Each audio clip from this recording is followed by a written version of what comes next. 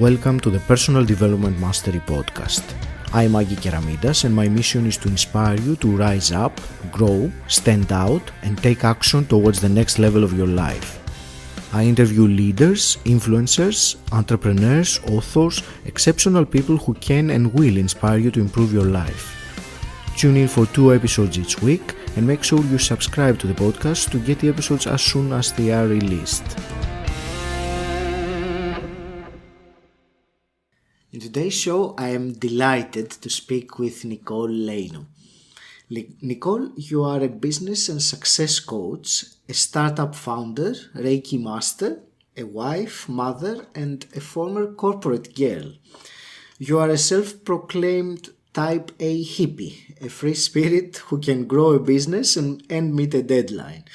You are the host of the Limitless Entrepreneur podcast, and with your coaching, you blend the tactical with the mystical, using your rapid manifestation method to teach female entrepreneurs how to unleash their inner badass and build their business and lives of their dreams from the inside out.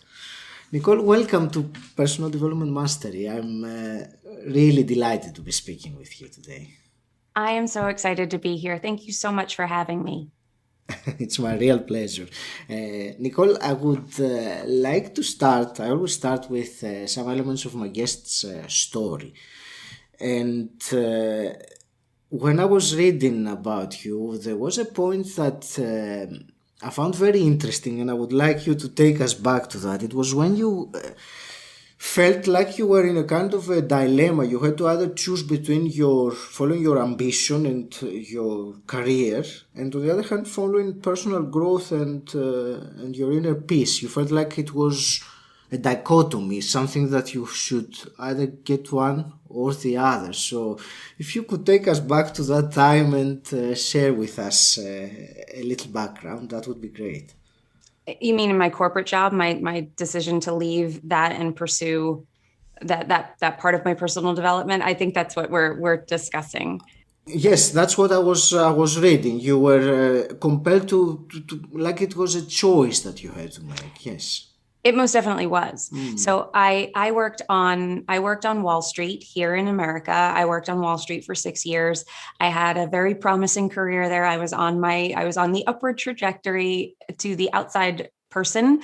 I looked like I had it all. I had the highest 6-figure salary. I had bonuses. I had, the fancy title. I worked in a fancy building with very nice people, not what everybody thinks about Wall Street. I met some of the best people of my life there.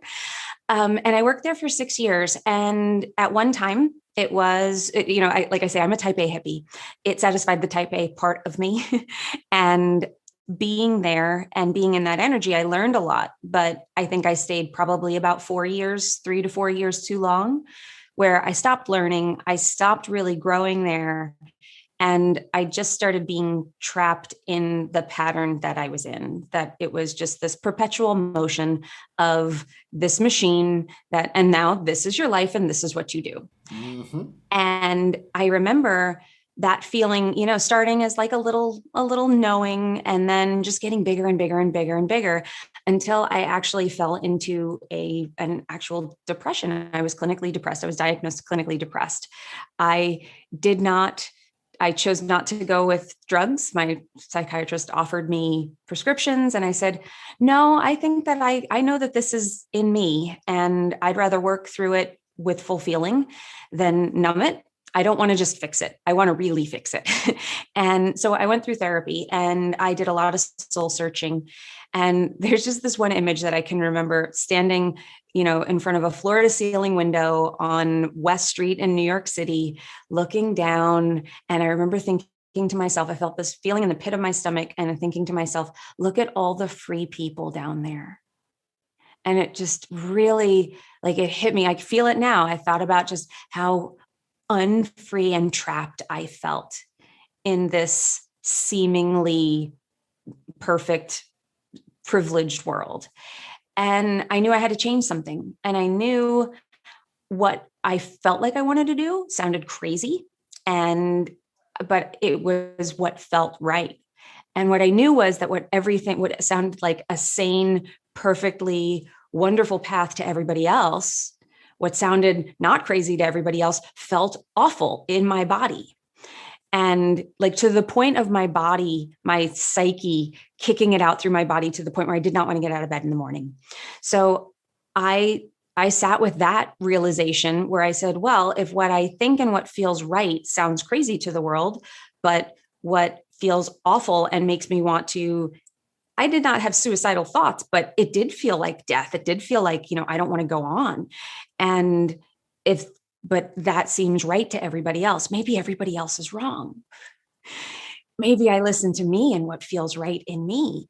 And so I continued through therapy. I kind of did the soul searching. I did a lot of digging, and, God bless my husband. I came to him and I said, I am really unhappy. And this job is not working and this career isn't working. And the only time that I can remember in the past that I felt happy that I want to go back to is when I was acting. That was kind of my passion when I was younger. And I took the corporate job because I ran out of money. I was broke. I didn't take it because I loved it.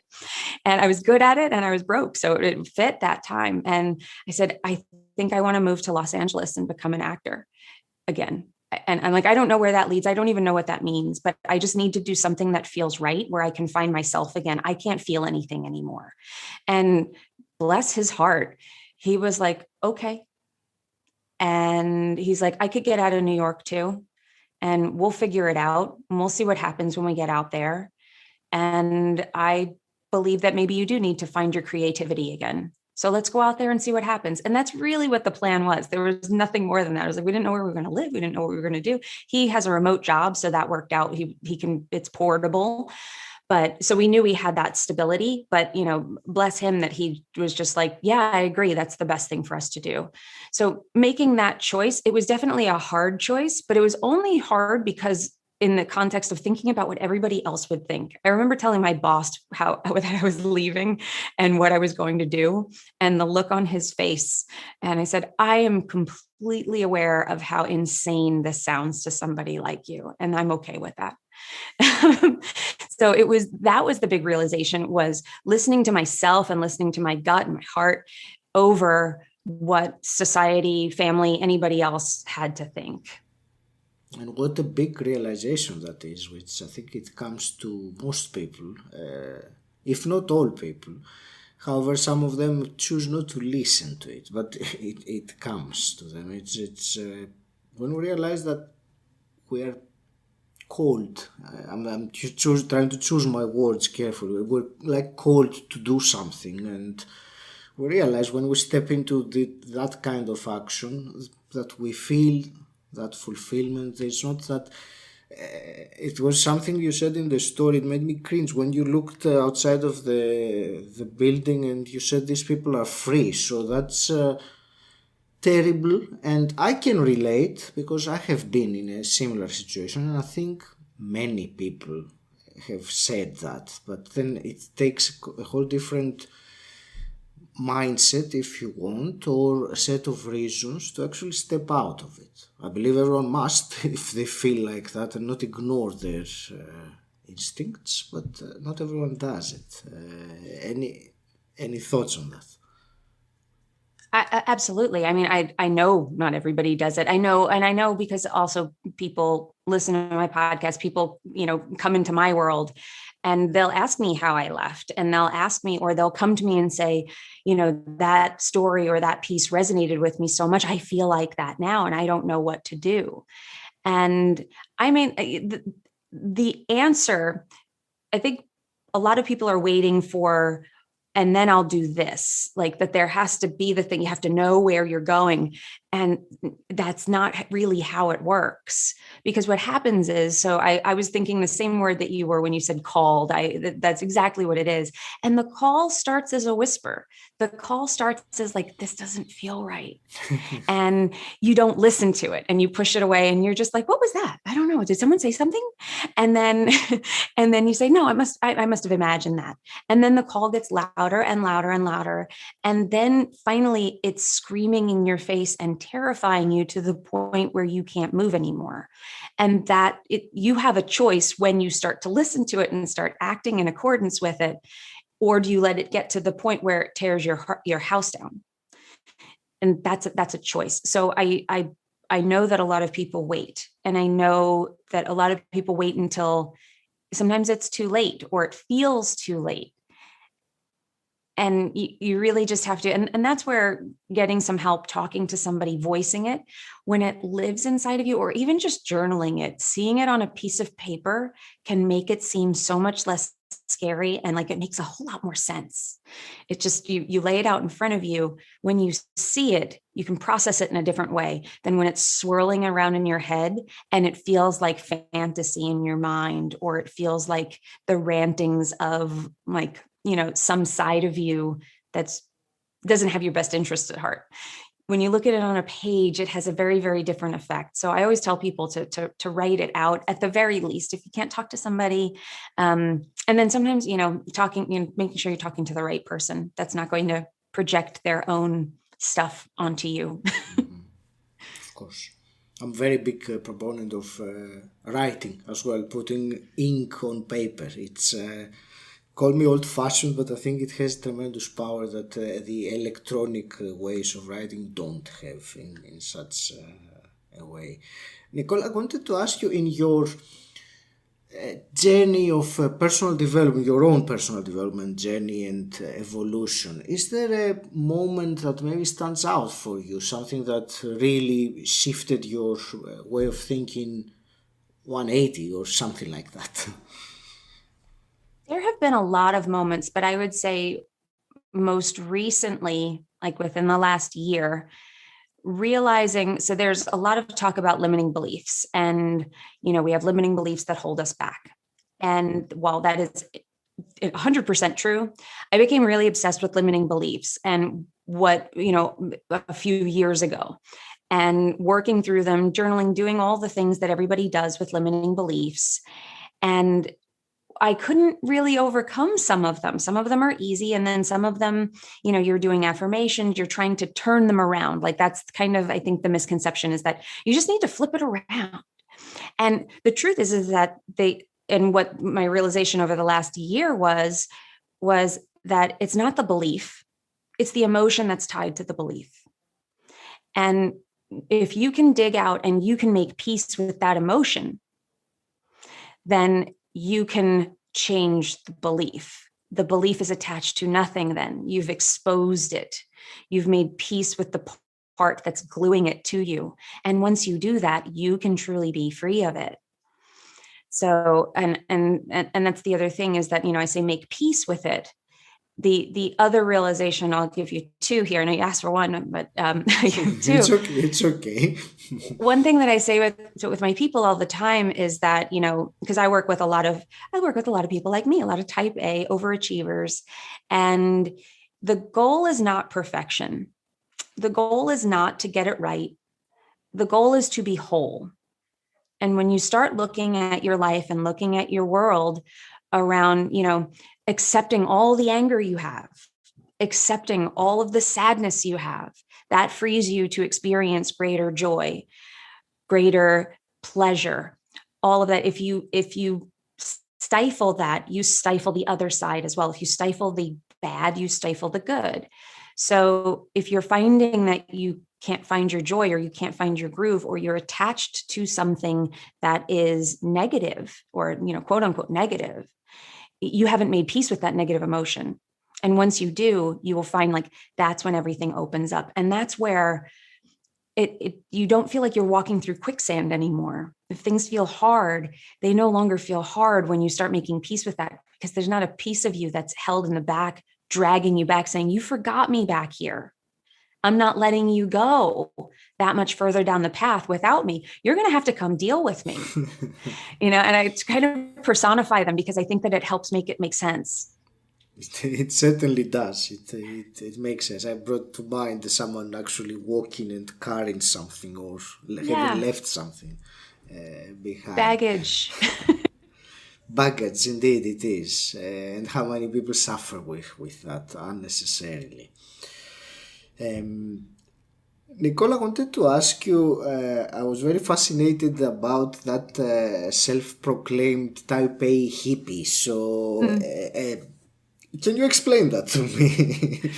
Sure. I believe in strategies. I believe in having a process. Everything that I do has process behind it.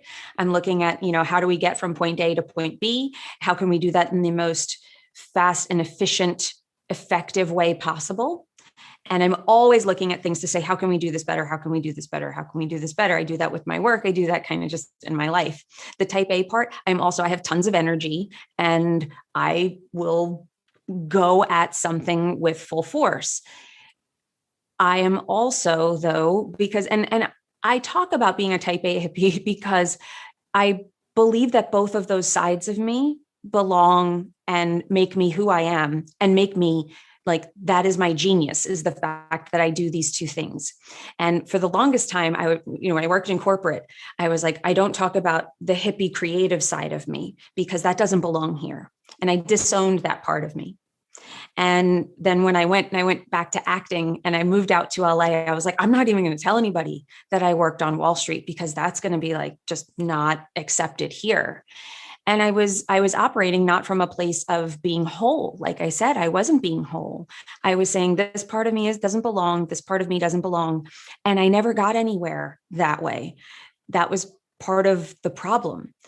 They both have to be there. So I have this organized, methodical, strategic, process-oriented side of me that helps me be a great goal-oriented coach.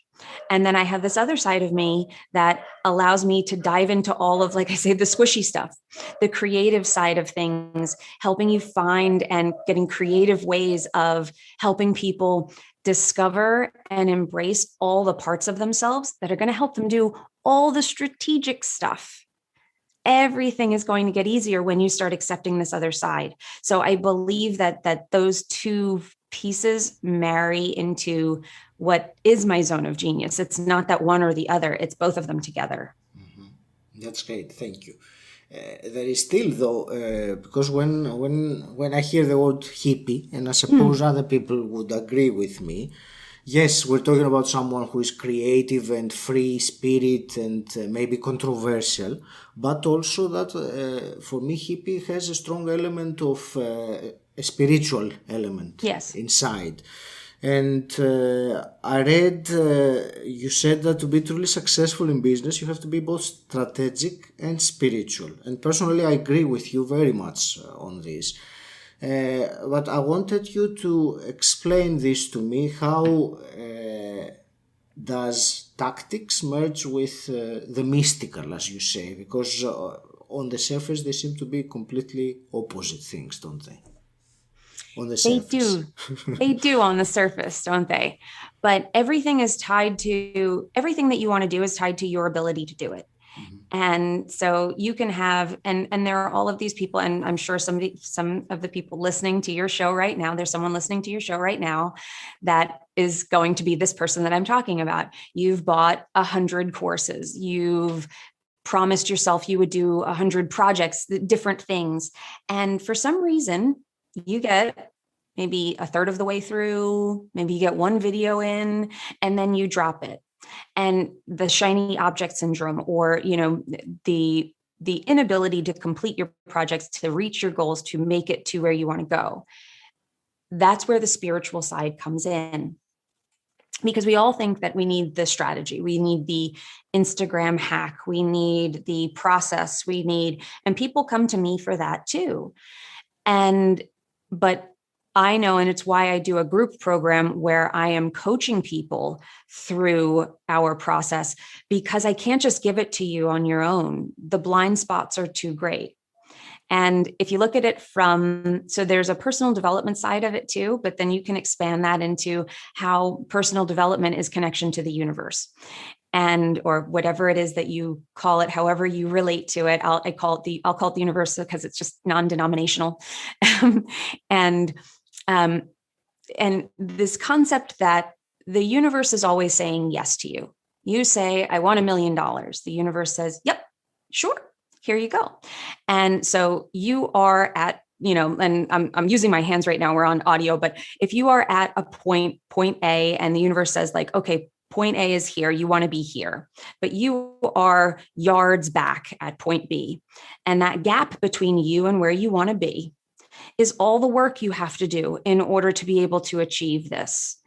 The universe is always saying yes. So what we're doing is it's saying, but you can't see it until you get rid of that baggage, until you, and another analogy that I use sometimes is that, like, if you wanted to get into a party and there's a bouncer outside the door and there's the velvet rope and you're saying, I belong in that party. My friends are in there.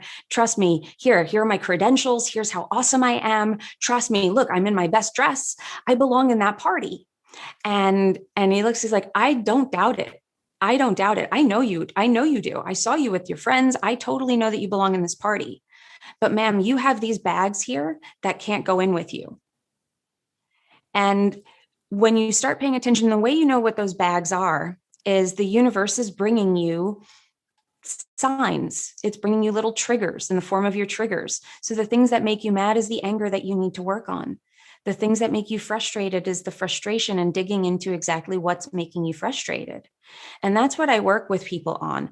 Once we start digging through that stuff, the strategy starts to fall into place. But the spiritual side of it is recognizing that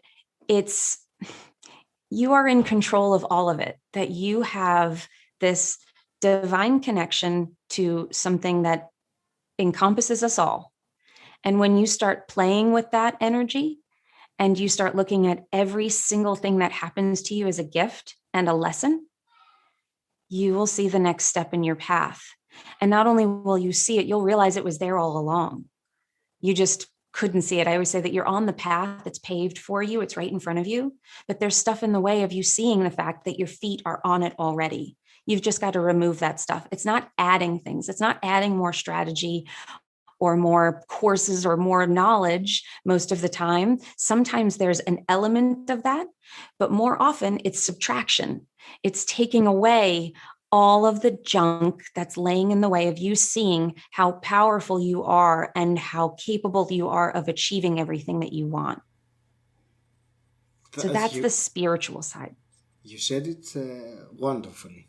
I really enjoyed your explanation and about the subtraction of removing those pieces that are not our true self in order to uncover shall we say, the diamond that is under the pile of mud.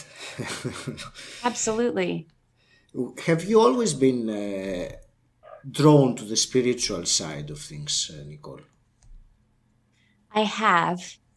I don't think that I always listened to that in the way that I've devoted myself over the last 7 years, but that really came when I moved out to Los Angeles and I discovered meditation. And that was kind of where I dove really into it. And I saw how much it opened me up. And I was like, this is what I have been looking for. I'm going to continue down this path.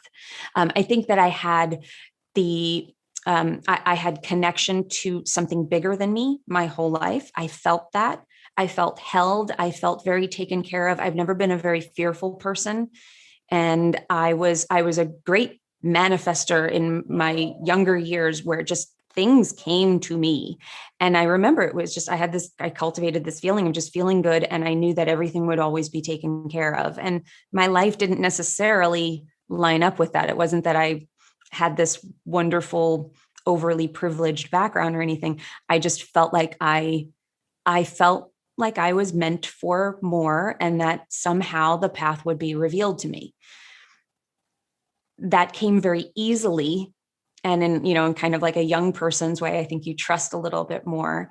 And then I lost a lot of that, truthfully, when I went into that corporate world and I got more linear and I lost a little bit of it. And then, and I look at it like my depression was a great gift from the universe. The universe was saying, this is not where you belong. You need to come back to us.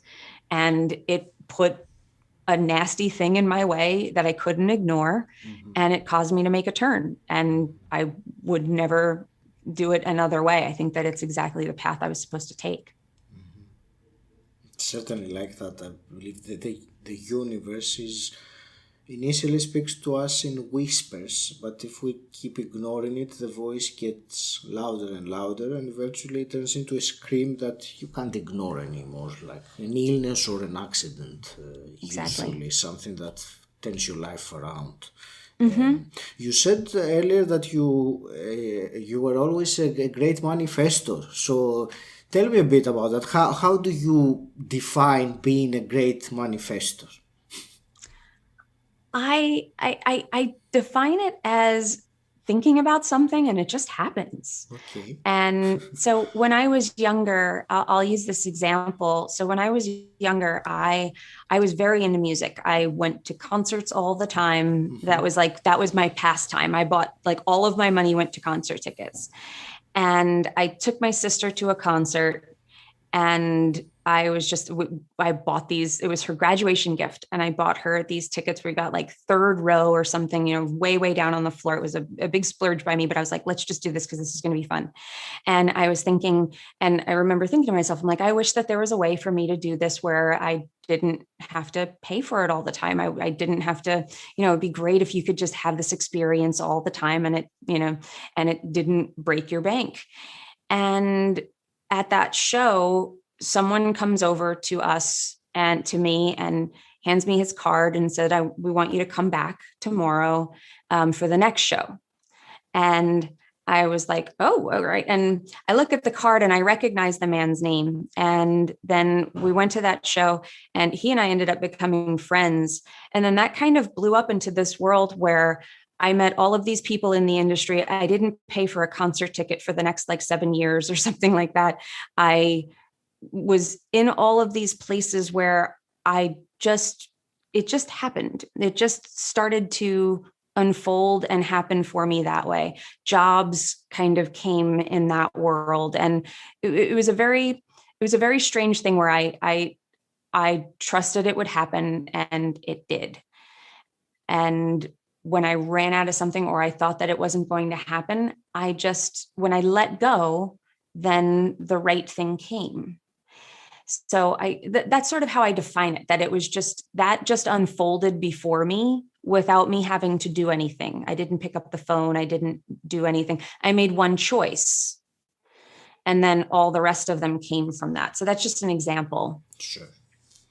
Do you think it's more a matter of having a unique gift, or is it a technique that you think it makes you, or something that you do or think, or is it just something that you have and that's it? I don't think it's something that you have and that's it. I think that it absolutely can be taught, because I think we all have the power to do it. I know we all have the power to do it. I think it's about, and what I have found is that it's more about that subtraction. It's so if you thought about it like you were a tower emitting a frequency, and then, what happens with our cell phones and stuff, when there's weather, when the pole gets knocked down, when something falls on top of it, the signal gets broken, or there's interference with it. It's removing that interference. And the interference is your negative emotions that are telling you that you can't have what it is that you want.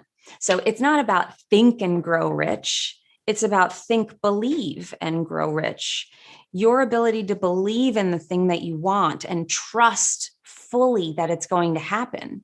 It's a lot harder than it seems for most of us, because we've gotten very stuck in reality.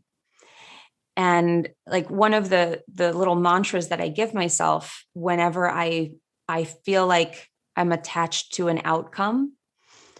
So I'll use the example of when I'm in a launch, and we want the launch to be big. We want it to be profitable, of course. And it's hard to not get caught up in the goal and to just live in the moment. And that's the secret to manifesting and to creating great outcomes, is to not care about the outcome. But how do we do that? And I say to myself every single day during the launch, probably 100 times a day, I will either get the result that I want or the lesson that I need. And to let that set you at ease so that you can continue taking inspired action and not getting in your own way. Because that's usually what happens. We want to create these big changes, that requires us to do things that are outside of our comfort zone.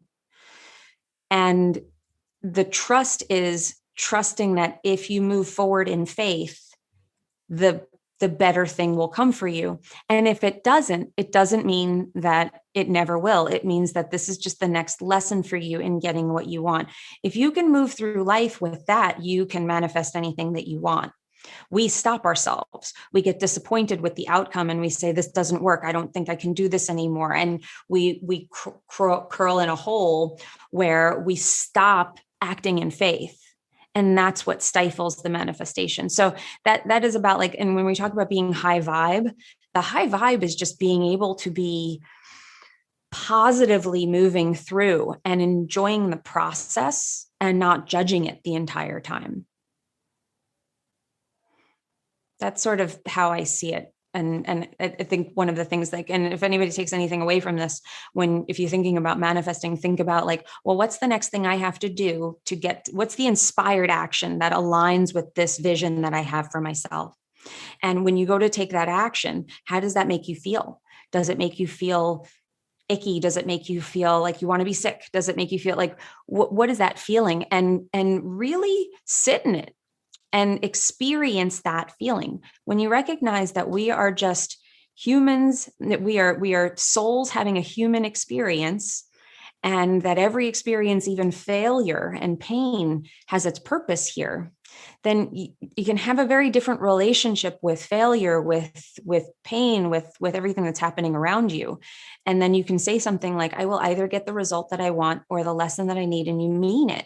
And then you can do the things that are really, really hard for you because you know that you will either get the result that you want or the lesson that you need. You never lose. True. And if only more people would see it like that, would see what we term as quote unquote failure as a lesson, or maybe if you want, as a nudge to point your actions or your efforts in a different direction, or even slightly a different direction. That doesn't have to be massive. So it's very important to realize that for sure. And you answered also, I was about to ask you, because talking about manifestation, most people, if you ask them what would you like to manifest, they would probably say the same thing, with more money. So you already answered for me the question. I wanted your thoughts on why don't people manifest money, but I liked you said about the interference that comes from the negative, the limiting beliefs that hold the person back. I suppose they don't feel deserving of the money. Exactly. And one of my clients came to me this week, and most people think that, of course I want more money. Like, how could I have a bad relationship with money? There's a relationship with money, and then there's your attitude toward money. And again, I like to personify things because I think it helps us kind of get out of our heads about it and see things from a different perspective. And if you looked at the way that, I have my clients write a letter to money saying how it's treated you. How do you feel about your relationship with money? And I also tell the women that I work with that tell me about your relationship with men, because it's a masculine type of energy that money is. And if you feel like men have wronged you, if you feel like, is it parallel? And what's usually very interesting is that their relationships with men, or their viewpoint, often aligns very closely with their thoughts, relationship, and feelings about money.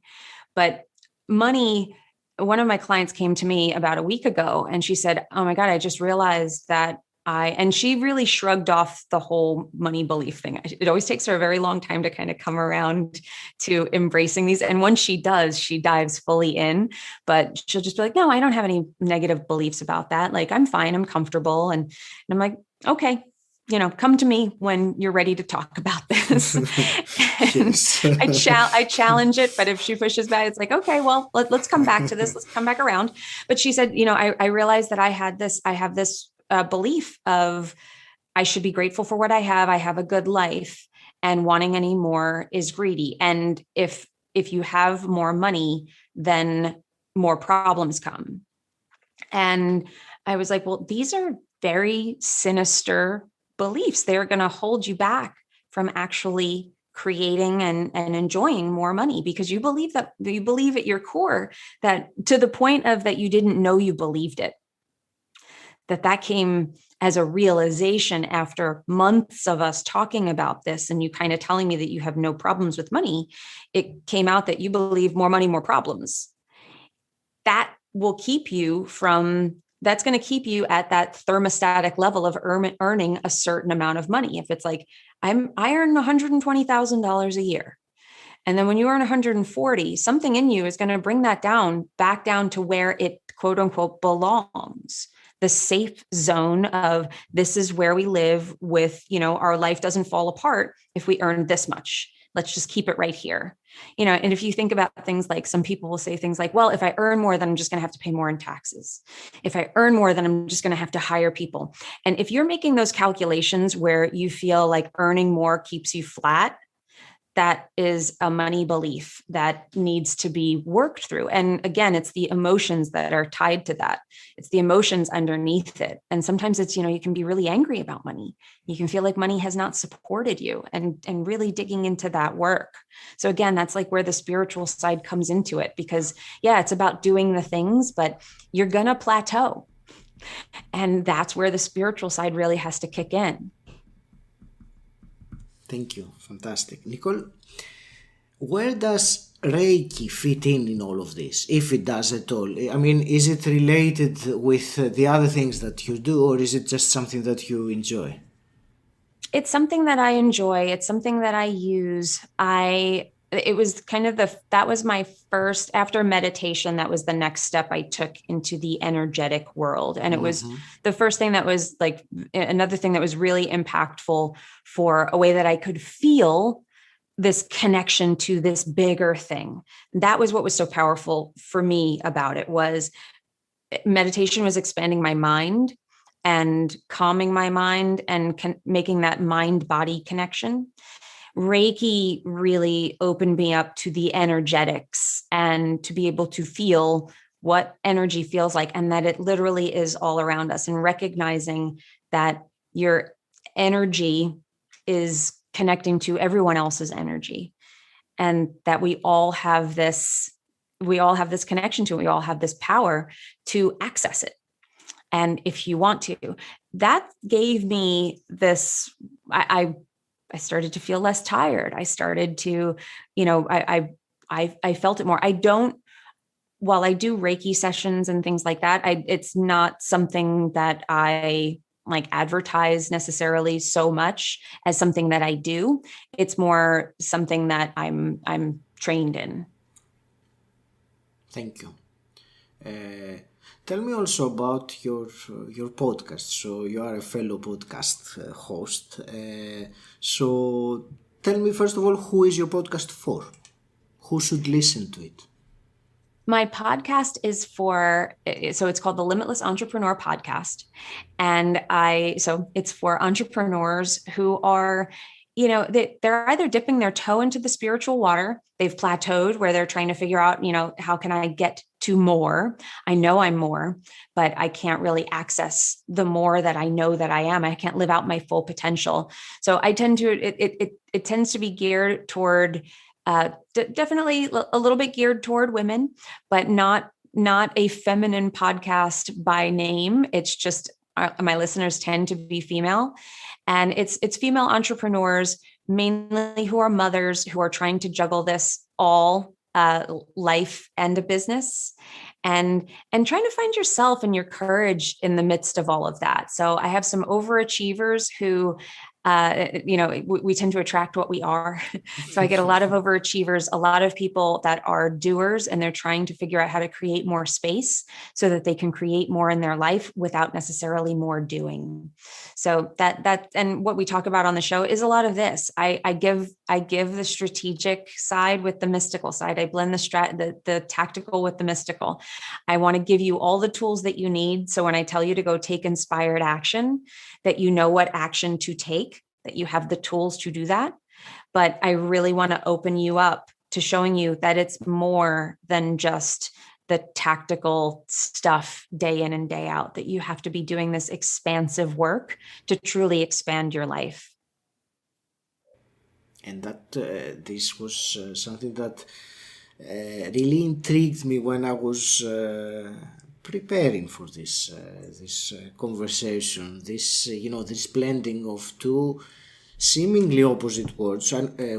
I know for me they're not opposite at all, but many people still see it like that, and I think it's about time to realize that being spiritual has nothing to do with whether you go to the church or anything like that, because there's too many people. There are misconceptions of what spiritual is, and whether it applies to business, money, and anything else. And it certainly applies very much, because you said you used the word whole, being whole. So being whole means being successful in a business, if that's what your soul demands of you. So yeah, spiritual doesn't mean living in poverty. Yes, there are some misconceptions to some people. Yeah. And that's a limiting belief that a lot of people have, is that in order to be spiritual, you can't make money. Yes. That is another big money belief that people have. So yes, absolutely. And I think the other thing that, like, with the strategic side, with the mystical, I like to also say that I think I explain things in ways that people understand. I make it feel a little less like, you don't have to be sitting in a drum circle in Bali with, gongs and, like that's, it can be a far more practical application to all of this and understanding of it, that it doesn't have to be so woo. I like the way you described it. Indeed it is. Nicole, I would like to also ask you some quick fire questions to start wrapping this conversation up. So I always start with my first question: what does personal development mean to you? It means recognizing that you have infinite potential and marching forward, just knowing that every day you can be a better version of yourself. That's what personal development means to me. Mm-hmm. Fantastic. And if you could go back in time and meet the 18-year-old Nicole, what's the one piece of advice you would give her? I would tell her to follow her heart. That every wrong turn, or seemingly wrong turn, that I made came from me doing what I thought was the right thing to do. Mm-hmm. And once I found my path, it was like, oh, I just went back to when I was like 22, and then I made the decision that took me off this path. And so I would say, listen to your heart. She's smarter. And let's say you could wave a magic wand and you could change something in the world as it is today. What would that be? Right now, I think I would love to wave a magic wand and have everybody have a little bit more compassion for each other, mm-hmm. and see each other as not so different, and not seeing the divide, and seeing actually what unifies us, which is we're all the same. Thank you. Emerging from the conversation we had, if you had to give to the listener one actionable item, we already mentioned a few, but please pick an actionable item that the listener can implement right now or tomorrow morning and make a difference. Sure. So I know that a lot of people, you get stuck on what to do next. Yeah. What's the next right thing? And because there are so many different things that are out there, no matter what you're talking about, whether it's parenting styles or what to cook for dinner or which diet to choose or, which entrepreneurial path to take, which launch method, all of that stuff. There's all these things, they all work for somebody, and figuring out what's right for you. What I'd say for actionable is to really take some time to envision where you want to be. Pick a time period, a year from now, 5 years from now, whatever you feel comfortable with, and really envision what that looks like. Beyond just goals can be a little bit too just there's no feeling in them a lot of times, just a line item. So I want to make $100,000. I want to make $500,000, and then you look at that goal and it invokes no feeling. But when you envision something and you say, well, if I made $500,000, what would that do for me? What would that feel like? And you'd say, well, what would I do with it? Well, I would rent a house with all of my best friends and nobody would have to pay for it. I would pay for it.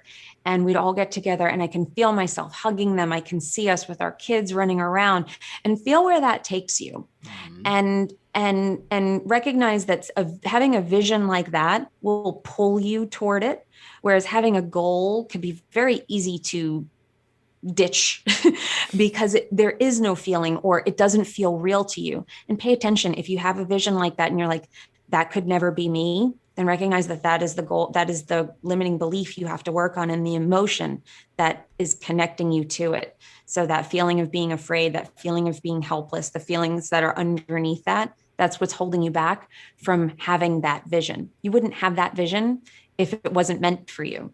So recognize that and recognize that the only lie in there is the feelings, the beliefs and emotions that are tied to it. So once you dispel those lies, you can create that future. So make a vision for yourself. That's wonderful. Thank you for sharing that, Nicole.